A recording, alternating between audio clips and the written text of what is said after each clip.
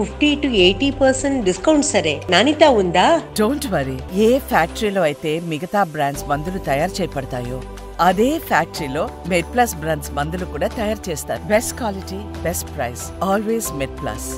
ఇవాళ నుంచి పార్లమెంట్ సమావేశాలు స్టార్ట్ కాబోతూ ఉన్నాయి. మహారాష్ట్రలో మహాయుతి గెలిచిన ఉత్సాహంలో ఎన్డీఏ కూటమి సభ్యులు ఉన్నారు. చాలా కీలకమైన బిల్లులు ఈ సమావేశాల్లో చర్చకు వచ్చే అవకాశం ఉంది. వాటిని ఓకే చేయించుకునే అవకాశం ఉన్నట్లుగా కూడా పెద్ద ఎత్తున ప్రచారం జరుగుతోంది సార్. ముఖ్యంగా వక్ఫ్ సవరణ బిల్లు, అలాగే జమీలీ ఎన్నికలకు సంబంధించి కూడా బిల్లును ఈ సమావేశాల్లో ప్రవేశపెట్టే అవకాశం ఉన్నట్లుగా సమాచారం.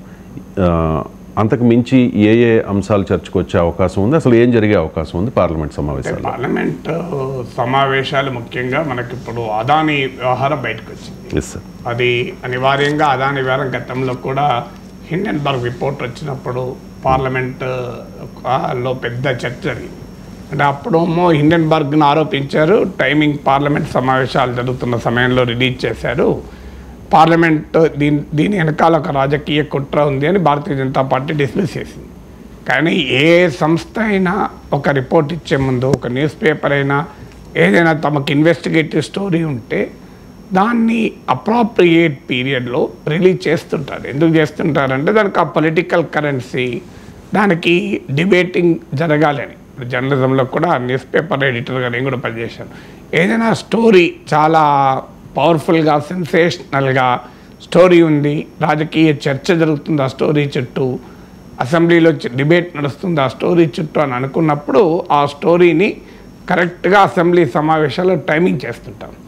ఎందుకంటే ఆ టైమ్లీనెస్ అంటారు. సో హిండెన్బర్గ్ కూడా బహుశా ఆ రకంగా టైమ్లీని చేయవచ్చు, లేదా యాక్సిడెంటల్గా ఆ రిపోర్ట్ రావచ్చు. కానీ ఇప్పుడు హిండెన్బర్గ్ లాంటి సంస్థలు కాదు, ఇప్పుడు ఏకంగా అమెరికా ప్రభుత్వంలోని department of justice, American regulator అయినటువంటి సెక్యూరిటీస్ అండ్ ఎక్స్చేంజ్ కమిషన్ ఈ కేసు నమోదు చేసింది. అది కూడా రిపోర్ట్ కాదు, ఒకటి క్రిమినల్ కేసు, ఒకటి సివిల్ కేసు. సో ఈ కేసులో సీరియస్ ఆరోపణలు ఉన్నాయి కనుక మోడీ అదానీ మొదానీ అనేటువంటి లింక్, ఇది డెఫినెట్గా అదానీని ఎవరు కాపాడుతున్నారు, మరి అదానీ పైన ఇండియాలో ఇన్వెస్టిగేషన్ ఉండదా, అదానీ పైన సిబిఐ ఈడీ విచారణలు ఎందుకు జరపవు, భారతదేశ ప్రతిష్టకు అదానీ వల్ల ప్రమాదం జరుగుతుందని ప్రతిపక్షాలు అటాక్ చేస్తాయి. అసలు అదానీని ద్వారా భారతదేశాన్ని అటాక్ చేస్తున్నారంటూ బీజేపీ సమర్థిస్తుంది. బీజేపీ దృష్టిలో అదానీ భారతదేశం వేరు కాదు, అదానీయే భారతదేశం, భారతదేశమే అదానీ. అదానీ కంపెనీల పైన ఏ ఆరోపణ చేసినా అది భారత వ్యాపారాలు దెబ్బతీయడానికి కుట్రగానే బీజేపీ ప్రజెంట్ చేస్తూ ఉంటుంది. అందువల్ల అదానీ చుట్టూ BJP versus NDA, BJP versus India కూటమి అనివార్యంగా జరుగుతుంది. ఇందులో బీజేపీకి మద్దతుగా అసలు ఎన్డీఏ భాగస్వాములైనా వస్తారా, ఇదో కీలకమైన అంశం. ఇప్పుడు తెలుగుదేశం పార్టీ ఏ వైఖరి తీసుకుంటుంది, బీజేపీకి మద్దతుగా అదానీ క్లీన్ సర్టిఫికెట్ ఇస్తే జగన్ కూడా క్లీన్ సర్టిఫికెట్ దొరికిపోతుంది. అందువల్ల ఇప్పుడు పార్లమెంట్ సమావేశాల్లో మరి అదానీ జగన్ లింక్ను తెలుగుదేశం పార్టీ రైజ్ చేస్తుందా అనేది కూడా ఇంట్రెస్టింగ్ క్వశ్చన్. సో అదానీ పైన అనివార్యంగా చర్చ జరుగుతుంది. ఆ చర్చ మిగతా అన్ని అంశాలను కూడా డామినేట్ చేస్తుంది. దీంతో పాటు కాస్ట్ ఆఫ్ లివింగ్ భారీగా ధరలు పెరుగుతున్నాయి. మీకు ముఖ్యంగా ఫుడ్ ఇన్ఫ్లేషన్ చాలా తీవ్ర స్థాయికి చేరింది. మణిపూర్ వ్యవహారం ఒక కీలక అంశంగా ఉంది. ఇంతవరకు మణిపూర్ మండుతున్నా కూడా ఇన్ని నెలలే, దాదాపు 1.5 years అయినట్టుంది, ఇంతవరకు దేశ ప్రధానమంత్రి మణిపూర్కు వెళ్ళే. సో ఎక్కడ బహుశా ప్రపంచంలో ఏ రాజకీయ నాయకుడు ఈ కాలంలో గుయానా లాంటి చిన్న దేశాలకు కూడా మోడీ వెళ్ళి వచ్చాడు. ప్రపంచంలో అనేక దేశాలు ఈ పీరియడ్లో పర్యటించారు. కానీ మాతృదేశంలో అల్లకల్లోలంగా ఉండి ఇంత భయంకరమైన హింసను చూస్తున్న ఒక రాష్ట్రానికి మోడీ వెళ్ళి నిరాకరిస్తున్నాడు. అది ఎవరికి అర్థం కాని అంశం. డిఫెండ్ చేసుకోవాల్సడానికి కూడా ఏమీ లేదు. ఇన్ని నెలల వరకు కూడా ఒక ప్రైమ్ మినిస్టర్ పర్యటించి అక్కడ ప్రజలకు విశ్వాసం కల్పించి మా ప్రభుత్వం చర్య తీసుకుంటుంది అని, దానికి కారణం ఏంటి అని ఇప్పటి వరకు కూడా అక్కడున్న ప్రభుత్వం ఆల్రెడీ ఎన్డీఏలో భాగస్వామైన నేషనల్ పీపుల్స్ పార్టీ, ఇది కమ్రాడ్ సంగ్మా మేఘాలయ చీఫ్ మినిస్టర్ నాయకత్వం ఉన్న పార్టీ బీజేపీకి మద్దతు కూడా ఉపసంహరించుకుంది. ప్రభుత్వానికి ఇప్పటికిప్పుడు డోకా లేకపోవచ్చు, సొంత పార్టీ ఎమ్మెల్యేలే తిరుగుబాటు చేస్తున్నారు ముఖ్యమంత్రి పైన.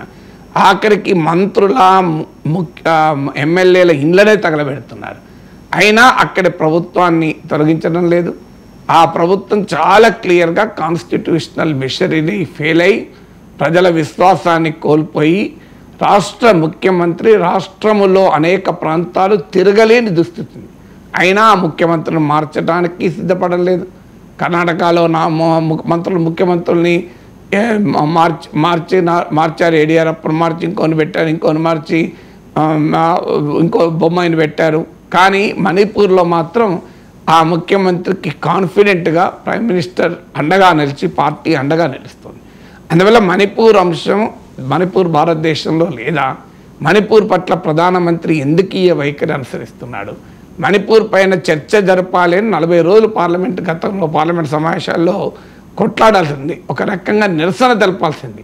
దేశ ప్రధానమంత్రి మణిపూర్ పైన మాట్లాడాలి పార్లమెంట్లో అని ఎక్కడ ఉండదు. అప్పుడు 40-50 నిమిషాలు తన ఉపన్యాసంలో ఎక్కడో మారుమూలన ఒక 4 నిమిషాలు మాట్లాడాడంటే మణిపూర్ పైన చర్చకు హోంమంత్రి సమాధానం చెప్పాడు తప్ప ప్రధానమంత్రి చర్చ సమయంలో ఇంటర్వ్యూన్ అయి దేశ ప్రజలకు మణిపూర్ ప్రజలకు ఒక విశ్వాసాన్ని కల్పించే ప్రయత్నం చేయలేదు.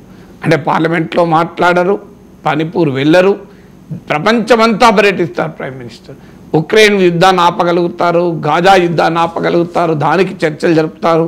కానీ మణిపూర్లో జరుగుతున్న ఒక రకమైన సివిల్ వార్, అంతర్యుద్ధం జరుగుతుంది మేతీలకు కుకీలకు 2 తెగల మధ్య.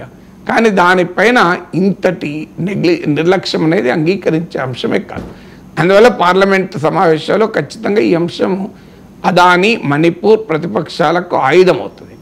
ఆటోమేటిక్గా అఫీషియల్ ఎజెండా ఉంటుంది. అఫీషియల్ ఎజెండాలో మీరు చెప్పినట్లు వక్ఫ్ అమెండ్మెంట్, వక్ఫ్ చట్టం గత పార్లమెంట్ సమావేశాల్లో ప్రవేశపెట్టారు. దాన్ని జాయింట్ పార్లమెంటరీ కమిటీకి రెఫర్ చేశారు. బహుశా జేపీసీ నివేదిక పైన పార్లమెంట్లో చర్చ జరుగుతుంది.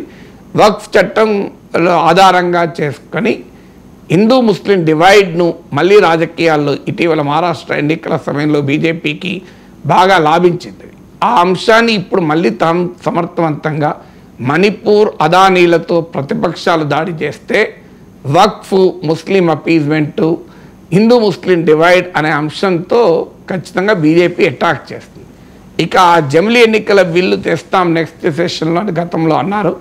చూడాలి ఇప్పుడు 2027లో జమిలీ వస్తుందా లేదా 2029 ఎన్నికలకే జమిలీ తెస్తారా? ఈ అంశాలు ఉన్నాయి కనుక జమిలీ బిల్లు తీసుకొచ్చి దాన్ని రెడీ పెట్టుకుని అప్రాప్రియేట్ టైంలో జమిలీకి వెళ్తారా?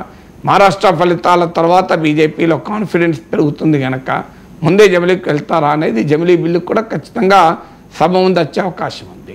చూడాలి జమిలీ బిల్లుకి, ఎందుకంటే కాన్స్టిట్యూషనల్ ప్రాసెస్ ఉంటుంది. పార్లమెంట్ ఆమోదం పొందడమే కాదు, రాష్ట్ర అసెంబ్లీల ఆమోదం కూడా పొందాల్సి ఉంటుంది. మరి ఆ బిల్లు వస్తుందో చూడాలి. అందువల్ల ఖచ్చితంగా పార్లమెంట్ సమావేశాలంటేనే వేడివేడిగా జరుగుతాయి. అందులో ఈసారి పార్లమెంట్లో 2024 ఎన్నికల తర్వాత విపక్షాల బలం పెరిగింది. ప్రధాన ప్రతిపక్షంగా కాంగ్రెస్ ఎమర్జ్ అయింది. Rahul Gandhi leader of the opposition అయ్యారు. ఈవెన్ బీజేపీ బలం 303 నుంచి 240కి పడిపోయింది. మిత్రపక్షాల మద్దతు లేకపోతే అధికారంలో లేని పరిస్థితి. ఇండియా కూటమి బలం 230 దాకా వచ్చాయి. అఫ్కోర్స్ మహారాష్ట్రలో గెలుపు బీజేపీకి కాన్ఫిడెన్స్ ఇస్తుంది, ఇండియా కూటమికి కాస్త నిరుత్సాహపరుస్తుంది. మహారాష్ట్ర ఫలితాల ఊపుతో అధికార పార్టీ వెళ్తుంది. ప్రతిపక్షాలపైన మిమ్మల్ని ప్రజలు తిరస్కరిస్తున్నారంటూ దాడి కూడా చేస్తారు. But it will be politically very very volatile సెషన్గా అనేది ఉంటుంది.